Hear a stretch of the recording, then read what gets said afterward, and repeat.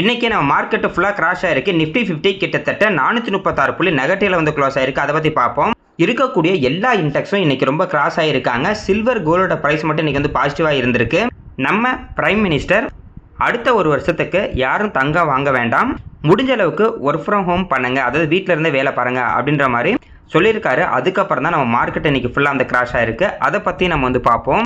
Kalyan jewellers கம்பெனியோட ஸ்டாக்கோட price அதோட ஹையிலிருந்து ரொம்ப லோ ப்ரைஸில் இப்போ வந்து ட்ரேட் ஆகிட்டு இருக்கு.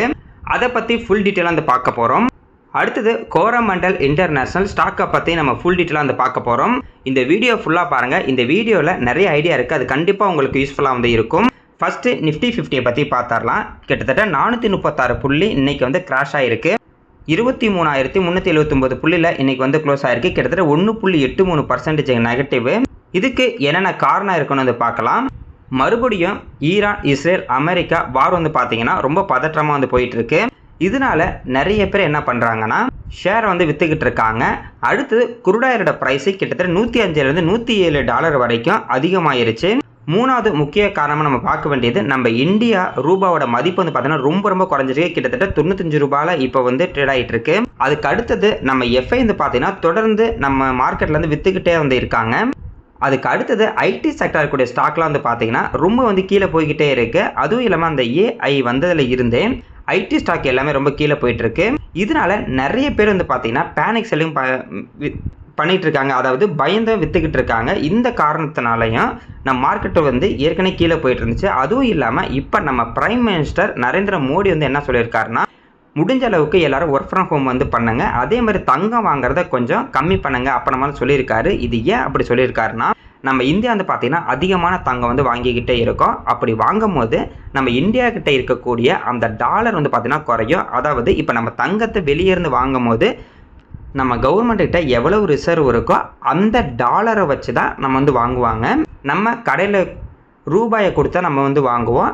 அந்த ரூபாயை அந்த கடைக்காரங்க வாங்கிட்டு அந்த கடைக்கு எப்படி தங்கம் வரும்னா, இப்போ ஃபாரின்ல இருந்து அவங்க தங்கம் வாங்கும் போது ரூபாயாக வந்து கொடுக்க மாட்டாங்க, டாலராக தான் வந்து கொடுப்பாங்க. அப்படி கொடுக்கும்போது நம்ம இந்தியாவில் இருக்கக்கூடிய டாலரோட அந்த ரிசர்வ் வந்து பார்த்தோன்னா கம்மியாகுது. அப்படி கம்மியாகும் போது நம்ம இந்தியாவோட ருப்பீஸ் மதிப்பு வந்து பார்த்தோன்னா கம்மியாகுது. அடுத்தது குருடாயோட ப்ரைஸ் வந்து இன்க்ரீஸ் ஆகிட்டே இருக்குது. இப்போ எல்லாரும் வேலைக்கு வந்து டெய்லி ஆஃபீஸ் போயிட்டு இருக்கோம் அப்படின்னா நம்ம வந்து பெட்ரோல் டீசல் எல்லாருமே வந்து யூஸ் பண்ணுவோம்.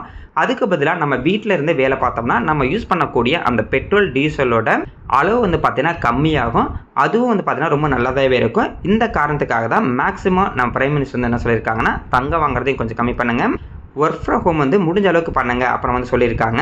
இந்த ஒரு நியூஸ்னால தான் இன்றைக்கி நம்ம மார்க்கெட் வந்து பார்த்தீங்கன்னா ஃபுல்லாக வந்து கிராஷ் ஆகிருக்கு.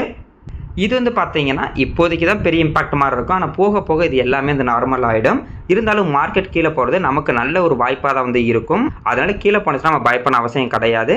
இன்றைக்கி கூட வந்து பார்த்தீங்கன்னா நான் ஒரு சில வாய்ப்பை வந்து எடுத்துக்கிட்டேன். ஆனால் நான் வாங்கினதுக்கு அப்புறமும் ஒரு சில ஸ்டாக் வந்து பார்த்தீங்கன்னா கிட்டத்தட்ட 2% கீழே போனாங்க. சரி, ஓகே, அப்போ மாதிரி நான் வந்து எடுத்துக்கிட்டேன். இருந்தாலும் இந்த ஒரு இம்பாக்ட்னால இன்னமும் மார்க்கெட் வந்து கீழே போனுச்சுன்னா இன்னும் நல்ல ஒரு வாய்ப்பாக இருக்கும் அப்புறம் தான் யோசிச்சிருக்கேன். அதனால் என்கிட்ட இருக்க ஒரு அமௌண்ட் வந்து பார்த்தீங்கன்னா ஒரு போர்ஷன் மட்டும் இன்றைக்கி நான் வந்து முதலீடு வந்து பண்ணியிருக்கேன். இன்னும் மார்க்கெட் வந்து கீழே போனுச்சுன்னா கொஞ்சமாக நம்ம வந்து வாங்குவோம் அப்படின்ற மாதிரி தான் முடிவு பண்ணியிருக்கேன்.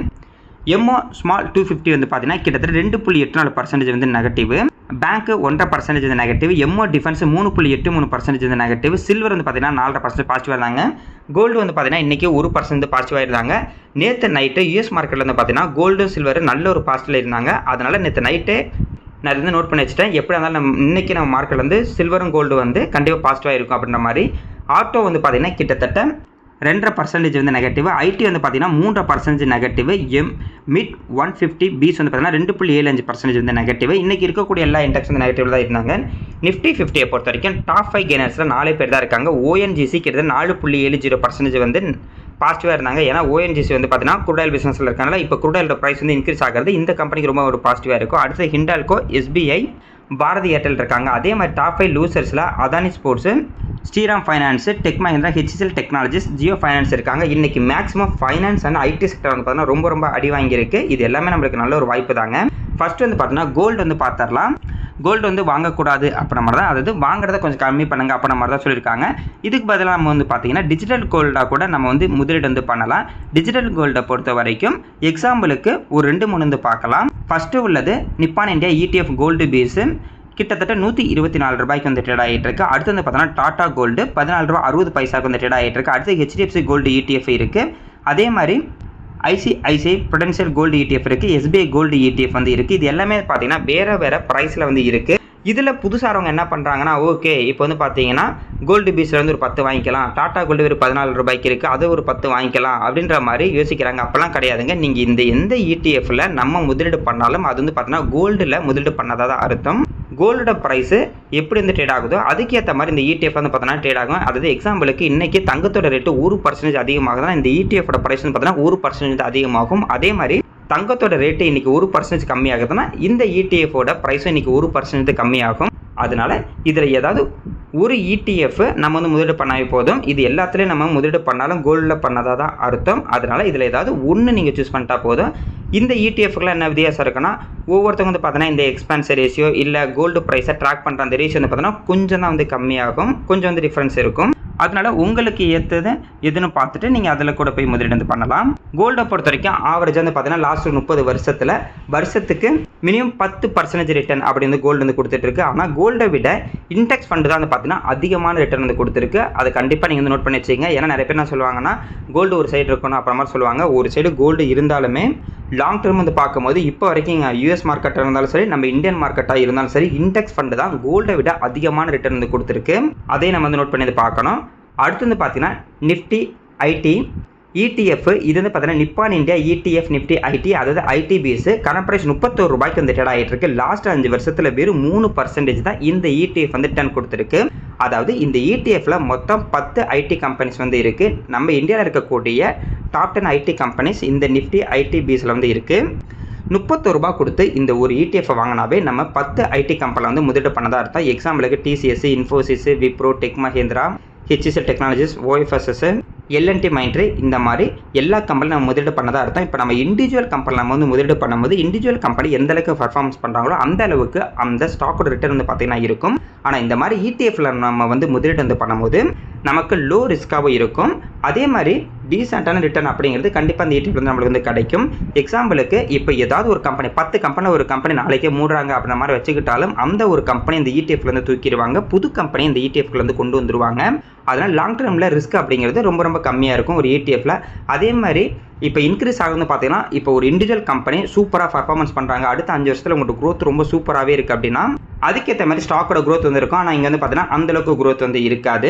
அதே மாதிரி மார்க்கெட் கீழே போகும்போது ஒரு இண்டிவிஜுவல் ஸ்டாக்கோட ப்ரைஸ் வந்து திடீர்னு 10% 15% கூட ஒரே நாள் வந்து கம்மியாகும். ஆனால் ETFோட ப்ரைஸ் அப்படிங்கிறது 2% 3% தான் மட்டும் வந்து குறையும். அது வந்து பார்த்தீங்கன்னா ETFோட பெரிய ப்ளஸ் பாயிண்ட்டாக இருக்கும். இப்போ இந்த ETFலாம் வாங்கும் போது நம்ம வந்து பார்த்தீங்கன்னா ப்ரோக்கரேஜ் காஸ்ட்டை விட எக்ஸ்ட்ரா வந்து எக்ஸ்பென்ஸ் ரேஷியோ வந்து கொடுப்போம். அது வந்து பார்த்தீங்கன்னா ரொம்ப கம்மியாக தான் இருக்குது. வெறும் 0.5%, 0.49% அந்த மாதிரி தான் வந்து இருக்கும்.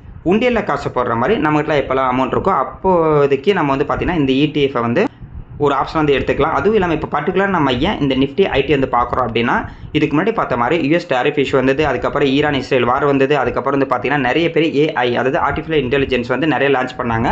அதனால இந்தியாவில் இருக்கக்கூடிய ஐடி கம்பெனி வந்து ரொம்ப அடி வாங்கினாங்க. அதனால இந்த ETFோட ப்ரைஸ் அப்படிங்கிறது ரொம்ப கம்மியாக இருக்குது.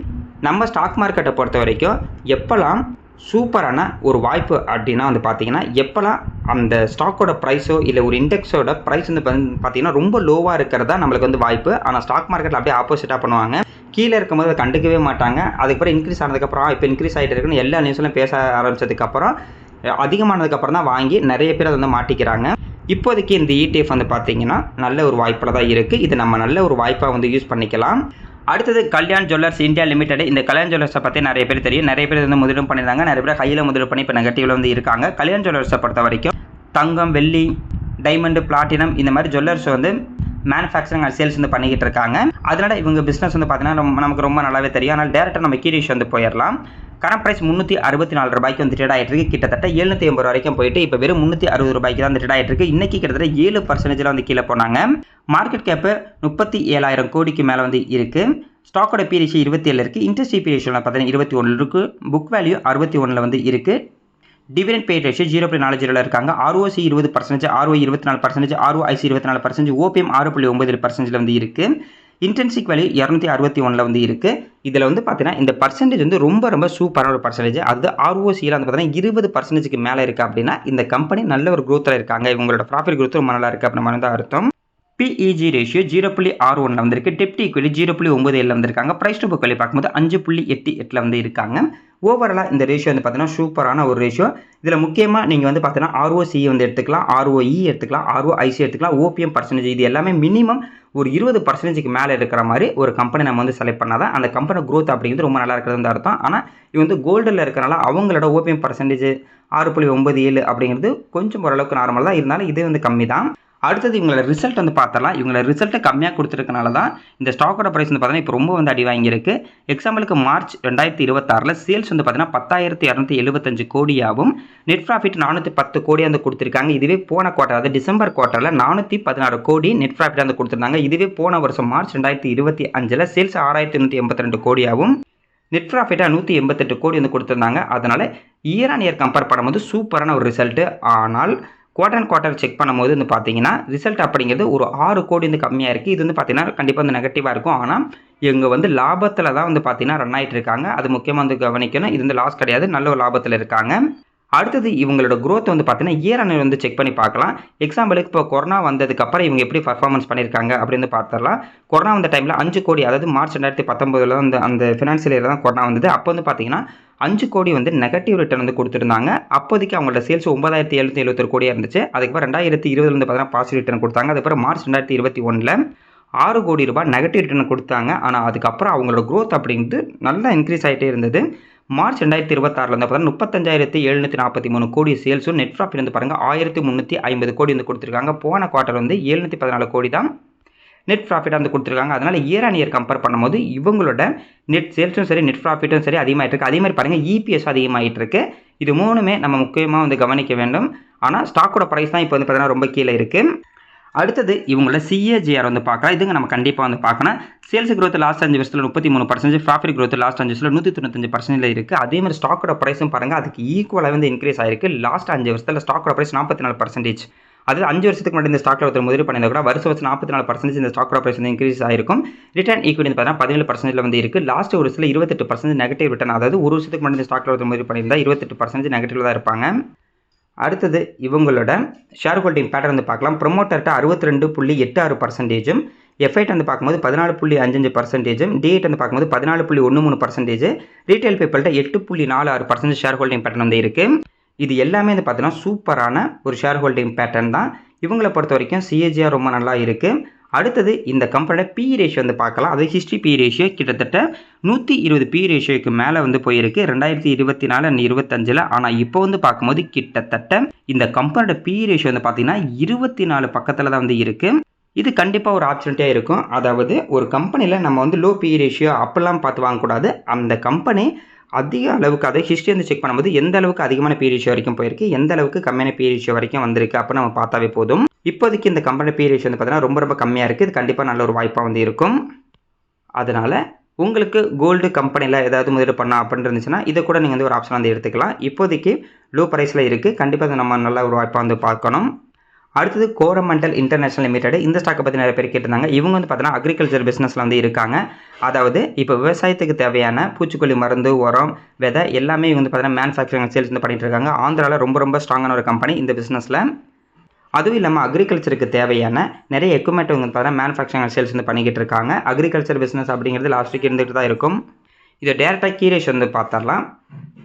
கரண்ட் ப்ரைஸ் 1,871 ரூபாய்க்கு இந்த ட்ரேட் ஆகிட்டு இருக்குது. லாஸ்ட் 5 வருஷத்தில் 143% இந்த ஸ்டாக்கோட ப்ரைஸ் இன்க்ரீஸ் ஆயிருக்கு. மார்க்கெட் கேப் 55,000 கோடிக்கு மேலே வந்திருக்கு. ஸ்டாக்கோட பீரியட் 27 இருக்குது. இன்ட்ரெஸ்ட் பீரியட் வந்து பார்த்தீங்கன்னா 19 வந்து இருக்குது. Book value 426. அதிகபட்சம் இந்த ஸ்டாக்கோட ப்ரைஸ் வந்து பார்த்தீங்கன்னா 2,700 வரைக்கும் போணுச்சு. இப்போ வந்து 1,800 ரூபாய்க்கு வந்து ட்ரேட் ஆகிட்டு இருக்கு. ROC 22%, ROE 17%, ROIC 18%, OP வந்து பார்த்தீங்கன்னா 10% வந்து இருக்குது. இந்த 4% சூப்பரான ஒரு பர்சன்டேஜ். இன்டென்சிக் வேல்யூ 2,170 வந்து இருக்குது. இப்போதைக்கு ஸ்டாக்கோட ப்ரைஸ் வந்து பார்த்தீங்கன்னா 1,870 தான் இருக்குது. அடுத்தது PEG ரேஷியோ வந்து பாருங்கள் 1,373 வந்து இருக்குது. இந்த ரிசல்ட்டு கம்மியாக கொடுத்தனால PEG ரேஷியோ ரொம்ப அதிகமாக வந்து இருக்குது. இதை வந்து அடுத்து வந்து பார்க்கலாம். அடுத்தது டெப்ட் ஈக்விட்டி 0.12 இருக்குது. ப்ரைஸ் டு புக் வேல்யூ பார்க்கும்போது 4.38 வந்து இருக்குது. அடுத்தது இவங்களோட ரிசல்ட் வந்து செக் பண்ணி பார்க்கலாம். மார்ச் 2026 இவங்களோட சேல்ஸ் 6,004 கோடியும் நெட் ப்ராஃபிட் வந்து பாருங்கள் 115 கோடி வந்து கொடுத்துருக்காங்க. இதுவே போன குவார்ட்டர் வந்து பார்க்கும்போது 8779 கோடி நெட் ப்ராஃபிட்டும் சேல்ஸும் நெட் ப்ராஃபிட் வந்து பார்த்தீங்கன்னா 488 கோடி வந்து கொடுத்துருக்காங்க. இதுவே போன வருஷம் 4988 கோடி சேல்ஸும் நெட் ப்ராஃபிட்டாக 578 கோடி வந்து கொடுத்துருக்காங்க. அப்போதைக்கு அதர் இன்கமில் தான் கொடுத்துருக்காங்க. அதனால் இயர் ஆன் இயர் கம்பேர் பண்ணாலும் சரி, இல்லை குவார்ட்டர் அண்ட் குவார்ட்டர் கம்பேர் பண்ணாலும் சரி, இந்த தடவை ரிசல்ட் அப்படி வந்து ரொம்ப கம்மியாக தான் வந்து கொடுத்துருக்காங்க. ஆனால் நெகட்டிவ் ரிட்டர்ன் வந்து கொடுக்கல. ஆனால் பாசிட்டிவ் ரிட்டர்ன் 115 கோடி லாபம் தான் வந்து கொடுத்துருக்காங்க. அடுத்தது இவங்களோட CAGR வந்து பார்க்கலாம். லாஸ்ட் 10 வருஷத்தில் சேல்ஸ் கொடுத்து 11%, ப்ராஃபிட் கொடுத்து 19% வந்து இருக்குது. ஸ்டாக்கோட ப்ரைஸும் லாஸ்ட் 10 வருஷத்தில் 24%, அதாவது 10 வருஷத்துக்கு முன்னாடி ஒருத்தர் முதலீடு பண்ண கூட வருஷம் 24% இந்த ஸ்டாக்கோட ப்ரைஸ் இன்க்ரீஸ் ஆயிருக்கும். ரிட்டர்ன் ஈக்விட்டி பார்த்தீங்கன்னா கிட்டத்தட்ட 22% வந்து இருக்குது. இவங்களோட ஷேர் ஹோல்டிங் பேட்டர்ன் பார்த்தா கூட ப்ரொமோட்டர்ட்ட 56.35%, F8 வந்து பார்த்தீங்கன்னா 13%, D8 வந்து 18%, ரீட்டைல் பீப்பிள்கிட்ட 12.24% வந்து இருக்குது. அதர்ஸ்ட் 0.18% வந்து இருக்குது. ஓவராலாக இந்த ஷேர் ஹோல்டிங் பேட்டர்ன் ரொம்ப சூப்பரான ஷேர் ஹோல்டிங் பேட்டர்ன். ஏன்னா F8 எல்லாமே வந்து இருக்காங்க. அடுத்து இந்த கம்பெனியோட பி ரேஷியோ வந்து பார்த்தாலும் அதிகபட்சம் 40 பி ரேஷியோ வரைக்கும் போயிருக்கு. குறைஞ்சது வந்து பார்த்தீங்கன்னா ஒரு 15 கீழே வந்து போயிருக்கு. மறுபடியும் இந்த ஸ்டாக்கோட பி ரேஷியோ 15 கீழே வந்துச்சுன்னா நல்ல ஒரு ஆப்ஷனாக இருக்கும். இப்போதைக்கு வந்து பார்த்தீங்கன்னா இந்த கம்பெனியோட பி ரேஷியோ ஒரு 28-29 வந்து இருக்குது. பார்ப்போங்க, இந்த தடவை ரிசல்ட் வந்து கம்மியாக கொடுத்துருக்காங்க. இருந்தாலும் இந்த ஸ்டாக்கோட ப்ரைஸ் வந்து பார்த்தீங்கன்னா இதுக்கு முன்னே இருந்த ஒரு 3 வருஷம் லோ பக்கத்தில் தான் வந்து ட்ரேட் ஆகிட்டு இருக்கு. அதில் லாஸ்ட் ஒரு வருஷம் லோன்னு கூட எடுத்துக்கலாம். ரொம்ப பக்கத்தில் தான் இப்போதைக்கு வந்து ட்ரேட் ஆகிட்டு இருக்கு. சாரிங்க, 3 வருஷம் மாற்றி சொல்லிட்டேன். லாஸ்ட் ஒரு வருஷத்தில் வந்து பார்த்தீங்கன்னா ரொம்ப லோவில் தான் வந்து இருந்துக்கிட்டு இருக்கு. பார்க்கல, இப்போ மார்க்கெட்டிங் கீழே போயிட்டு இருக்கு. மேபி இந்த ஸ்டாக்கோட ப்ரைஸ் இன்னமும் அப்படியே கீழே போயிட்டு இருக்குது அப்படின்னா அது வந்து நமக்கு நல்ல ஒரு வாய்ப்பாக தான் இருக்குது. நம்ம வெயிட் பண்ணி பார்ப்போங்க. இப்போதைக்கு மார்க்கெட்டு ரொம்ப கீழே போயிருக்கு. இது நம்ம கண்டிப்பாக நல்ல ஒரு ஆப்ஷன்டே வந்து பார்க்கலாம். நீங்கள் என்னென்ன கம்பெனிலாம் ஃபாலோ பண்ணுறீங்களோ அந்த ஸ்டாக்லாம் போய் பாருங்கள் எப்படி பர்ஃபார்மன்ஸ் பண்ணுது அப்படின்னு. நல்ல கீழே வந்துச்சு அப்படின்னா இன்னமும் கீழே போகும். அப்போலாம் வெயிட் பண்ணாமல் நமக்கு டாப் சொன்னால் கொஞ்சமாக நம்ம முதலீடு வந்து ஸ்டார்ட் பண்ணிடலாம். ஏன்னா மார்க்கெட்டு ஏற்கனவே ரொம்ப கீழே தான் வந்து இருக்குது. பார்ப்போம், நாளைக்கு மார்க்கெட்டு பாசிட்டிவாக இருக்குன்னு நம்புவோம்.